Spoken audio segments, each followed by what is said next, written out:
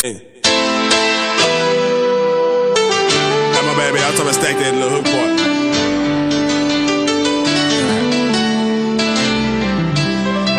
Quistar G3. Bap. I'm labeled a thug because I come from the gutter. Rapper made it out of here, cornball brother. What? That was such a stupid argument. Now Rod Parker working at the supermarket. Now who's the cornball? And who still says down for the cause? Dog, it's 2013. What you said was a slap in the face to Martin Luther King's dream. Have some respect for Malcolm X and everybody else that lost their life in the fight for civil rights. This goes out to the cornball, Rod Parker. AKA now I ain't got a job, Parker. Some learn the hard way, some never learn. We out that week one, Superman returns. They try to give your boy a bad name, but even Michael Jordan had a couple bad games. Even without the mud and the grass stain, my family still proud to carry my last name. The game will never be the same. They already mentioned in my name with the Hall of Fame. Not bad. Cause I changed the game. The game will never be the same. Cause I changed the game. Forever. I wake up every morning and I thank God. I don't judge nobody cause I ain't God. Jay-Z, my favorite rapper of all time, but I refuse to call him hoe cause he ain't God. It's my time. All right, DC, we got live on the line. We got Quistar coming out of Texas. All right, now Quistar, you are out of, where is it? Is it Waco, Texas you're out of? Yes, sir, Waco, Texas, Baylor Nation. Baylor Nation. All right, now for the DC people, we know you pretty much right now because of the RG3 mixtape you dropped. Now, I got on your website, and I saw that you had, looked like 30 to 40 mixtapes. How many mixtapes do you actually have? Yeah, the one RG3 was, I think, number 40, actually. I think it was actually number 40. Number 40. So you've been putting out music for how long now? I put out my first mixtape when I was like 12 years old. So, it's been a while. I've been, just my fans been able to grow with me. And that's pretty much the thing to keep people intrigued because they just, everything they listen to, they seeing is happening every day, I'm just kind of just giving them it's like a diary almost, like, you get a chance just to grow up with me. So, yeah, it's been 40 long, man. Right. So now I'm curious, who inspired you to write and rap? It's real tough for me to put it on one person, but I guess early growing up, it's always just Tupac, being a young kid, just seeing, just the rappers in general, I never really, when I was young, I never judged it whether it was good or bad. I just loved it. I just always, for some reason, loved music. It wasn't even always rap, though. It was always just any kind of music. And I guess just my demographic and where I'm from kind of steered me towards just being more of a rapper, but I always, aspired to be a singer and play instruments and everything like that. So I look forward to still growing as an artist. The more opportunities I get and the further I get along in my career, I try to add new tricks along and, try different things. Like, for instance, how the RG3 was my first mixtape where I didn't use any profanity or references to anything negative that somebody could frown upon. I was just totally positive in a project, and that was my first one I just did like that. So, like I said, I guess just, trying to grow every time as an artist is, the goal, and that's kind of what got me as a kid. I just fell in love with it, fell in love with the creation of it, and, here I am. Now, with the you mentioned no profanity. Now, is that something that was difficult to do? I know it's probably a bit of a transition. Especially in rap music. Especially in rap. It's actually not, it just kind of made me realize that, a lot of stuff I've been doing up to this point kind of, a lot of it is expressing myself when it's profanity or any specific language. It's usually just, expressing the frustration of a moment or trying to just emphasize a certain feeling. But, as I was approaching this project, it really wasn't even difficult at all. It was just like, playing basketball, somebody telling me, don't shoot a three-pointer, just step in front of the line and shoot the shot, or don't dunk, just lay it up. So it wasn't a hard thought. It was just, just a change of switching my pitch up. I had to just switch my mind frame and think positive. And I'm so overwhelmed with how it came out and the response it got and everything. So yeah, it was really was really good. Quistar, this is CK. I don't know if you were aware, but they wrote they put an article in the Washington Post about you. Oh, he's solid. He's on there. I'm sure you do. Was that? Yeah. I've been. Was that RG3's sister or your sister that said about, can you make a mixtape without profanity? That was his sister. That was his sister. His sister are also good friends, yeah. Yeah, see, it was also. Go ahead, Chris. I just wanted to ask you real quick, going back, you said, you mentioned Tupac as being one of your musical inspirations. We're the three of us are huge Tupac fans. Absolutely. Just real quick, what's your favorite Tupac song, just off the top of your head? Oh, I know it's tough. There's a tough, lot of them. I don't know if I can pick one. Lord. Probably Brenda's Got a Baby. Probably Brenda's Got a Baby just because of he was early in his career. It was more of before. It was when he was just kind of him. Wasn't the flashy, braggadocious Tupac. It was like the hungry, like kind of conscious Tupac, and I just love it. It really wasn't much structure in the song. He rapped almost maybe like 60 bars on it. It was just like just the way he painted the story. That's something I always try to do a lot. I think is try to paint a story and tell a story. But almost like I say, most of the time I record so much music that every story is really within the last 2 days. So it's like if anybody keeping up right now, like if they listen to the next mixtape, it'll probably be a references to this what we doing right now, to the Washington Post, to the RG3 mixtape, just because that's all I focus on. And I gotta say, Jay-Z that's another big influence on. I just kind of watch the way he moves and the stuff he does, the way he just kind of takes advantage of every little situation that works in his favor, and he finds a way to rap about it, market himself by it, and just that's really who I'm kind of, like I say, inspired by more than any other artist. Yeah. Now I got to ask you, being from Texas, did you grow up a Cowboys fan? No, see, honestly, man. Come on, man. I really didn't listen. It was so weird for me when everybody was, Robert first got to the Redskins, and everybody was like, man, now, it's tough to be there because, Redskins and Cowboys are rivals, and I hope I don't lose my Texas fans for this, but I never really had a thing for the Cowboys at all. I never saw what the big deal was. Like, I just felt like it was kind of like one of those teams that, that no matter how good or bad they are every year, they're going to have the most headlines and the most, little stories and stuff. But I never was really, honestly, I was always a basketball fan. Like, I grew up on basketball all the way until Reggie Bush. He was like the first person to make me really start watching football like that, like learning the rules and really being entertained by it. Because, like I said, I was just a basketball fan. And like I said, as a kid, it's so funny to me now because as a kid, I used to sit and watch those, like Reggie Bush, and wonder, like, man, who are the guys that get to hang with him and talk to him after the games and stuff? I wonder how they feel, and now it's kind of like I'm in that position with Robert, so it made me laugh a lot. Yeah. Now, I mean, since you're in Texas, I mean, you might not be a big Cowboys fan, but there's got to be a lot of Cowboys fans around you. Now. Oh yeah, very much so. Yes. Now, like being down there, is that something that? When RG3 got drafted and came to DC, I don't know how it is down there, but I know around here it's I guess it's more of a rival for us because we kind of we hate Dallas, but supposedly you guys don't really hate the Redskins like that because we haven't been that good now. But with RG3 being here, does that did that kind of put a bitter taste, a sour taste in some people from Texas, knowing that they gotta root for RG3? I mean he's the truth, but is that hard to root for him? For a lot of the people down there? Said, for me, I'm all Redskins. I don't care. But everybody else, I go to bars. We go to bars and we go to different places to watch the games, and people are just like, man, I love RG3 to death, but man, I've been Cowboys for years or whatever. So it's kind of like they kind of be cheering for RG3, but not for the Redskins in a way.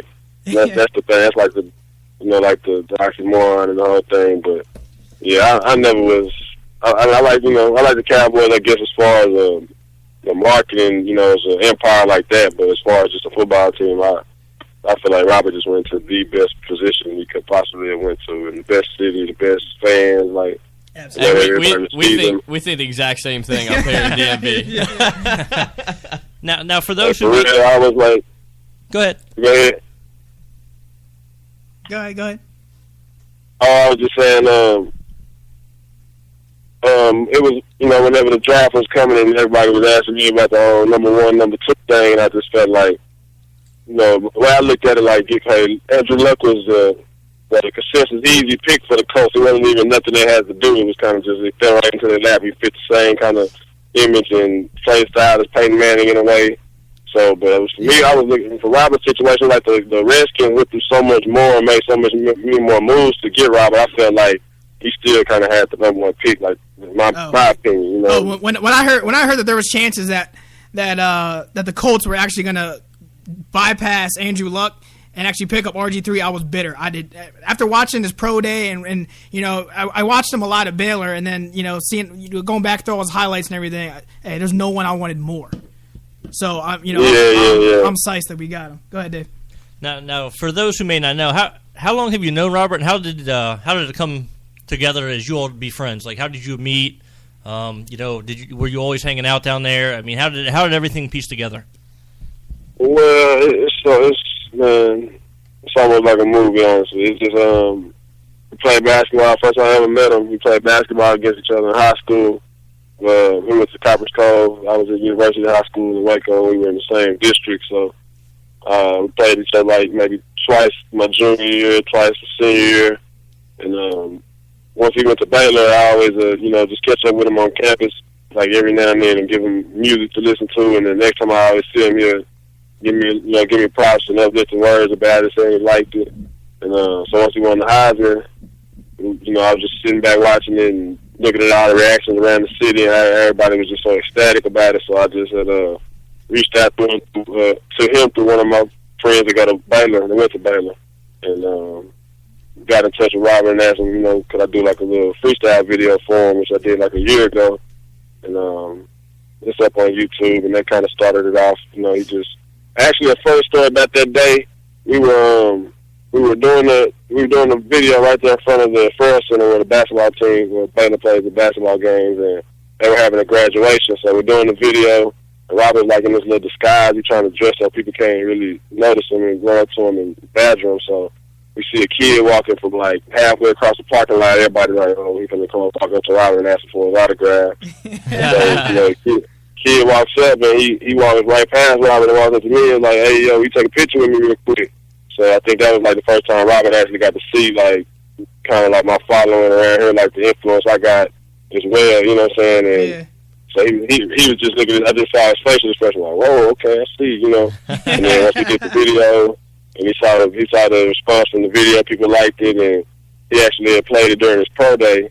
So that was kind of like the first little, I guess you could say like blessing he did for me that kind of gave me some steam and some extra confidence to work off of. And ever since then, I kind of just reached out to him. I texted him a lot and just hit him up and asked him, how does he just handle everything so humbly and so calmly? Yeah. And just me trying to get to to that level as far as in my career in music. I just felt like who better to turn to, So Quistar, I gotta ask you. We up here, we know the kind of competitor that RG3 is and stuff. And you said you guys started out kind of rivals in basketball and stuff. I gotta ask you.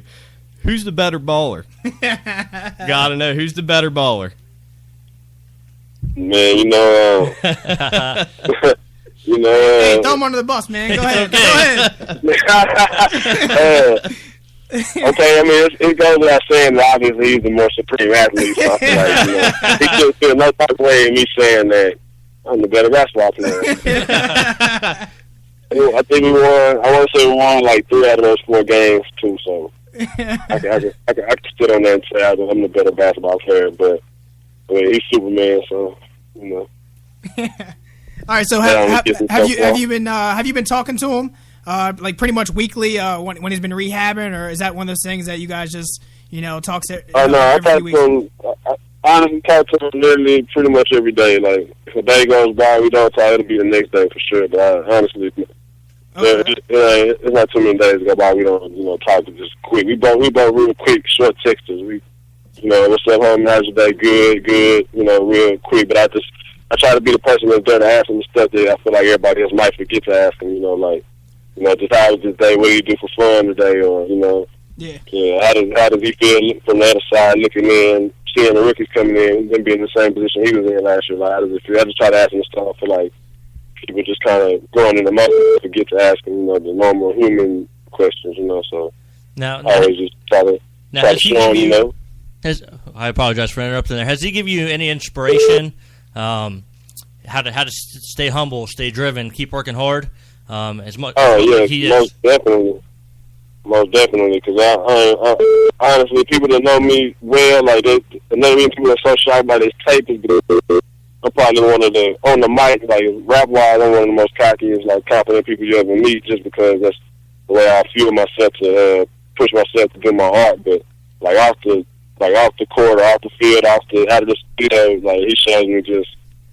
As far as being humble, like I have to, because he's a mega star compared to me. So it's like for him to be that humble and be able to walk around and still treat people like he's one of them and that he's not that better than anybody else. It just kind of showed me, honestly, just from sitting around him. It wasn't nothing he ever had to tell me or anything. It's just from sitting around him and firsthand witnessing, like, dang, this dude really. He's like the 24/7. It's not just an act he's putting on for a camera, for an image. So yeah, that's one thing. I mean, if what we've noticed about him is he's always the kind of dude who he's always saying the right things, and he always puts on that image. But is he one of the dudes that when you were in school? I mean, is he like a real cool guy, like goes out and hangs with the boys? You know what I mean? Would go to the bar, get a few beers, or is he kind of like stay in his room and kind of stay by himself? See, when he was at Baylor, I could say maybe I saw him pop his head in like maybe one or two parties. Yeah. But I never seen him honestly a beer. I never seen him do anything like that, like at all. Just like honestly, I always had to sit and just ask him like, "Dad, how you go this long and just stay this focused like this?" But he just, he say he just kind of focus on the bigger picture. He just think stuff all the way down the line, 5-10 years down the road. Like even right now, I got a couple friends that's in the NFL, NBA, and they're not even on his level at all. But they do a lot of splurge, a lot of fancy stuff. And you look at him, he's kind of just more reserved and saving his money. He got his mind on more like a 10-year long-term plan. So it's just being around him is just a whole different. Yeah, it's just like a whole different perspective on everything. I just feel like you can tell by his personality in his interviews that he is like a cool dude and does like to joke around a lot, and he might just he puts on that real good front, to the cameras and everything, so everyone knows he's a good dude. But coming from you, just knowing that you hang out with him and you guys are boys, that he actually is a cool dude and he ain't like a nerd. Oh yeah, he's no Andrew Luck, is what I'm saying. He's no Andrew Luck. He's a cool dude. Is what I'm trying to say. Now I know he's your boy, but do you have any embarrassing stories? Maybe throw him under the bus a little bit. You got to have something on him. You got to have something that you joan on him about. Man, honestly, man, I promise you wouldn't believe me, man. It's like almost like Superman for real. Like, no, I can't even think of one to give you. Every time, honestly, when I'm around him, I'm just kind of still in awe. Like he's my own boy, but it's still just not for what he does, but how he handles it. It's just I just be sitting there, just kind of staring at him, like I'm not even right there. Just like, how does a dude sit there like this and just chill? Like me, I be walking down the street expecting the parade right now, doing stuff he does. So I always tell him, I couldn't be you, bro. God knew to put in the right shoes. If I was you, boy, I have too many haters, boy. That hate me for real, y'all. Yeah. I can't think of no embarrassment, man. He just hilarious. I promise. He just honestly, he a jokester. He gonna bust you up the whole time about everything. He'll look you up and down and. Hey, what you got on there, man? You gotta either you gonna be ready to go back and forth with him, or he gonna tell you up. But it's all in good nature. Though. He's not ever gonna embarrass nobody, make nobody feel bad. He just, even the most tense situations, like all the stuff that you read in the media, like the situation you be like, I want to handle that, man. He just kind of he'll say something to make you just laugh so hard about it, and be like, well, this. Like he's almost like he's Superman for real. I tell him all the time. I literally call him Superman when I talk to him. What's up, Superman? What you doing?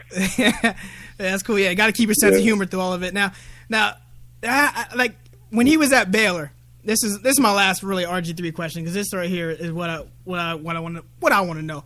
Could he go to a party? I mean, I know he's got a fiance and all that, but I'm just saying, could he go to a party where all the girls all over him were like where could he go and pick up any chick? 'Cause I'm telling you right now, if he walked into my apartment right now and my girlfriend was sitting right here, he could have her, and I would slap his hand on the way out and tell him good job. You know what I mean? That's how I feel. You know what I mean? He's that dude, so I wouldn't even care. Could he do that, Baylor? Was he like that?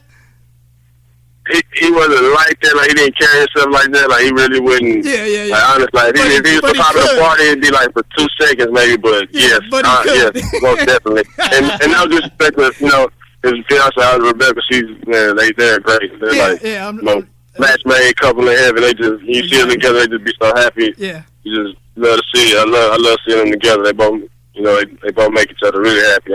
She makes him real happy. Like, just like I say, perfect match, man. When I see them sitting around each other, it just, you know, make me and my girl have to act a little better. I'd be like, come on, we gotta stop arguing. Look at them, man. They got way more stuff, you know, way more pressure, and people are always kind of in their business and stuff. So I always use them as my scapegoat with my girl. Hey, we got to do better now. It's got to be hard being the personality he is to keep people out of his business. But let's get back in yours a little bit. Our next question is we want to know when your next mixtape's coming out. Are you working on anything right now, or is anybody interested in signing you or anything like that? Like, what's going on with you right now, up and coming?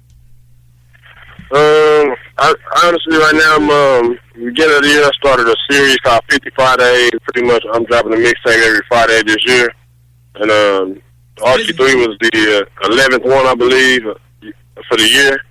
So I got actually 10 mixtapes I dropped before that.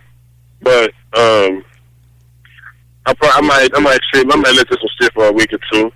And yeah, let it sit and just kind of feel good off of it for a while, because it's obviously my most, you know, response and acclaimed release. So, you know, first time I actually got to look at my mom's face and just see her actually literally cry, just looking at me like, dang, like, all these years he done told me this what he's gonna do, this what he got in mind, and this what he trying to do, and finally starting to come to fruition, to her to see it, you know. And just my grandma called, my dad, everybody just calling, really excited. Really, the whole city is just really excited right now, because, you know, this don't happen every day. You know, even this what I'm doing right now, everybody's excited about this. People trying to figure out how they can hear this and what they got to do to log on to this. But, yeah. So, you know.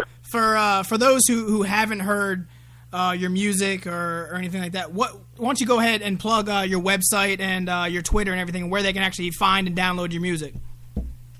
Okay, you got my official website, www.quistargo.com. That's QUISTAR go.com. And I got on Twitter, I'm at QuistarGo. On Instagram, I'm at QuistarGo. So I keep it pretty much the same. I got all the same passwords and everything, so if anybody find them out, I'll be screwed. All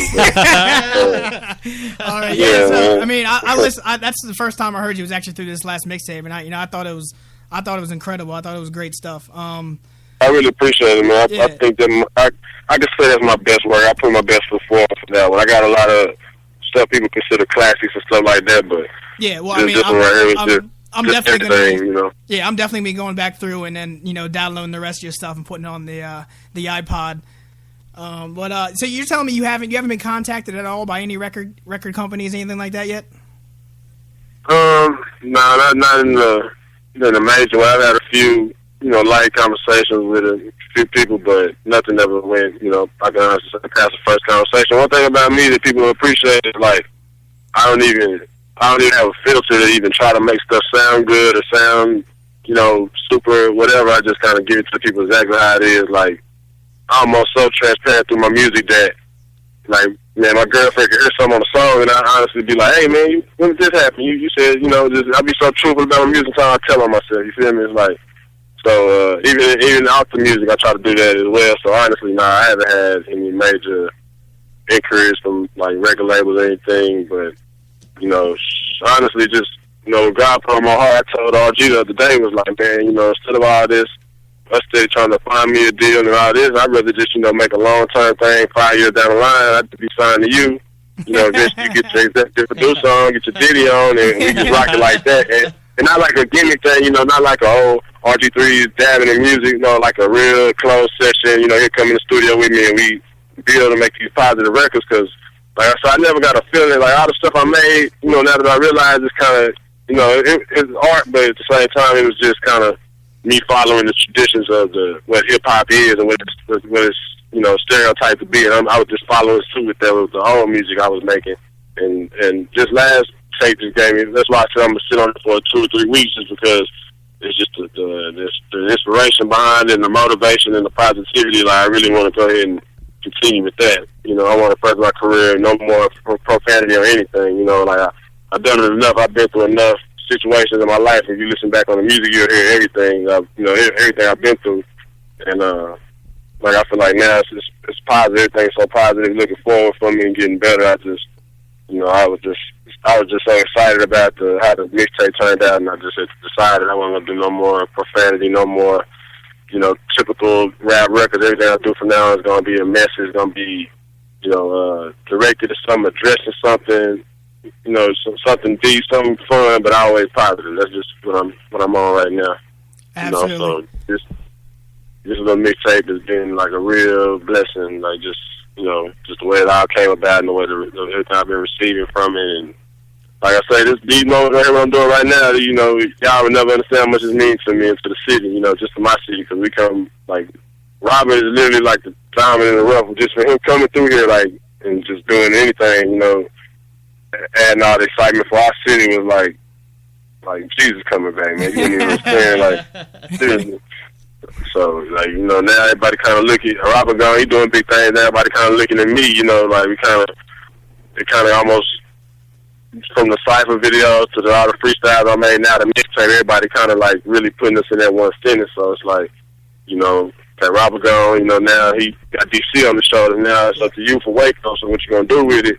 Yeah, that's why I'm here talking to y'all right now, yep. I'm just really, my main goal is just to show the young kids and everybody around me that, you really don't got to settle. You don't got to conform to what everybody try to tell you to do in life. Like, if you really got a dream, and everybody, even your parents, if people not believing in you, and you really know your heart telling you to go with that dream, I just want to be the one to show people, like, yeah, me, little old me, sitting right here in Waco, Texas, just like y'all. I got an article in the Washington Post. I'm talking to the big dogs right now on the pod, man. And they got to see that, and it should inspire them. It's inspiring me, just because, like, I work a lot. I done a lot of music, man, to get here, and it's just everything feels worth it right now, man. I appreciate the opportunity to talk to y'all and expand my brand a little bit. So.